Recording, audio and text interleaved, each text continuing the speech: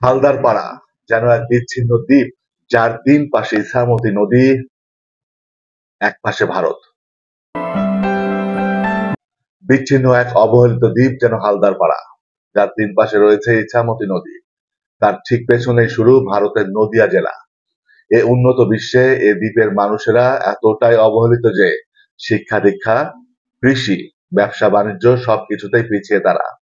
Main সমস্যা বাচ্চাদের পার করার সময় দুই মাথায় লোক দাঁড়িয়ে থাকতে হয়, যে বাচ্চাদের পার করে দিতে হয় আবার পার করে নিতে হয়। কখন পানিতে পড়ে যায়, পানি তো অনেক বেশি। তা এখানে অনেক ওপরে উচ্চ মহল থেকেও লোক এসে দেখে গিয়েছে, কিন্তু এটার কোনো ব্যবস্থাই করছে না।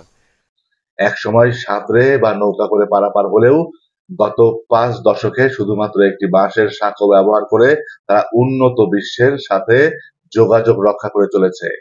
যাতায়াতের একমাত্র ভরসা বাঁশের তৈরি সাঁকো। তাদের কাছে নদী পারাপারই যেন গলার কাটা।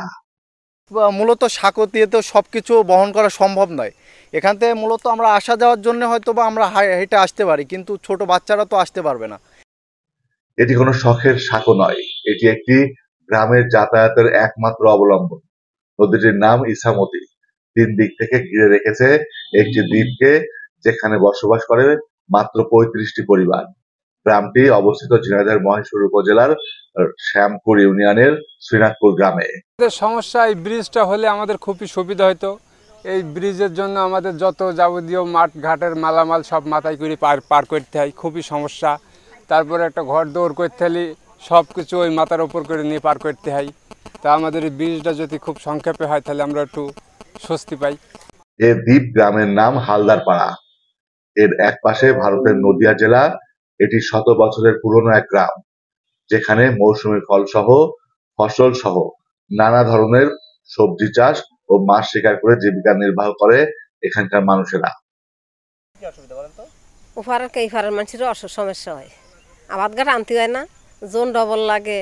এই যে মনে করেন 2 বস্তা সিম যদি হয়, 2টা জোন নিতে হয় আমাকে, তো 2টা জোনের দাম 500 করে 1000 টাকা। আবার সিম তোলা লোকের দিতে হয়। আর এই ব্রিজ থাকলে তার আমার এত টাকা খরচ হয় না। আবার এগে মনে করেন একটা বাচ্চা কাচ্চা হতি, হঠাৎ করে মানুষের দৌড় দিয়ে যেটা ডাক্তারখানা যাবে, এই সাঁকো পার হতে তো কত বয় না, মানুষ মৃত্যু কতক্ষণ লাগে মানুষের। আবার আগে ছেলে মেয়ের লেখাপড়া, এপারের মানুষের আবার তো ওই পারও আছে। এই হালদার পাড়ায় প্রবেশের একমাত্র ভরসা এই জরাজীর্ণ বাঁশের সাঁকো। প্রতিনিয়ত জীবনের ঝুঁকি নিয়ে পারাপার হতে হয় হালদার পাড়ার গ্রামের মানুষের। সেতুর অভাবে গ্রামবাসীর যেন দুঃখের শেষ নেই। তারা বঞ্চিত হচ্ছেন সকল প্রকার সুযোগ সুবিধা থেকে। আসলে এই নদীটা হচ্ছে আপনার গ্রামের ওই পরের পাশ থেকে শুরু হয়ে ইউ টাইপের এখানে আসছে, ঠিক আছে। তো এখানে কোনো ব্রিজ নাই, অনেক বড় নদীটা। তো যাতায়াতের মানুষের অবশ্যই অসুবিধা আছে, দেখতেছেন ভাঙা আছে, মানুষ অনেক সমস্যার, গাড়ি ঘোড়া যাতায়াত করতে পারে না।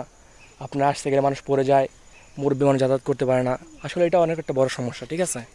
তো ব্রিজটা হয়ে গেলে মানুষের যাতায়াতের সুবিধা হবে অবশ্যই। ভরা বর্ষায় দুর্ভোগ পৌঁছায় আরো চরমে। হালদার পাড়ায় চাষাবাদ করা সবজি বাজারে আনতে গেলে বেগ পেতে হয় চাষিদের।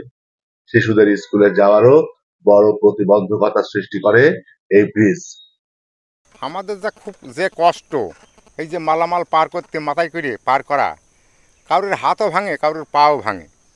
তাই এই জায়গাটায় আমাদের ব্রিজটাই আসছে না। জামিরুল চেয়ারম্যান যখন ছিল তখন হচ্ছে 7 লক্ষ টাকা দিয়ে যায় ডিসি সাহেব।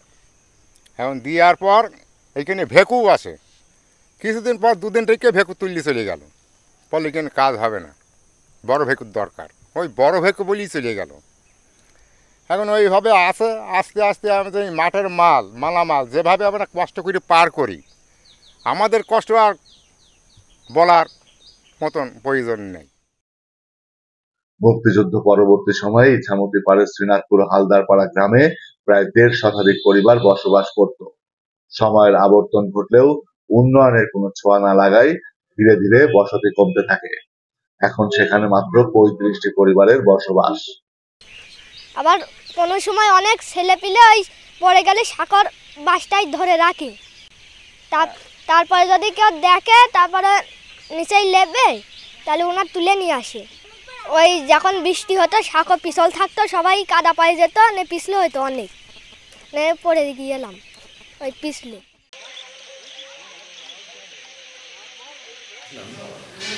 যে আমরা সীমানা ওই পার এবং এই পারে কতখানি হলে আমাদের ব্রিজটা হয়।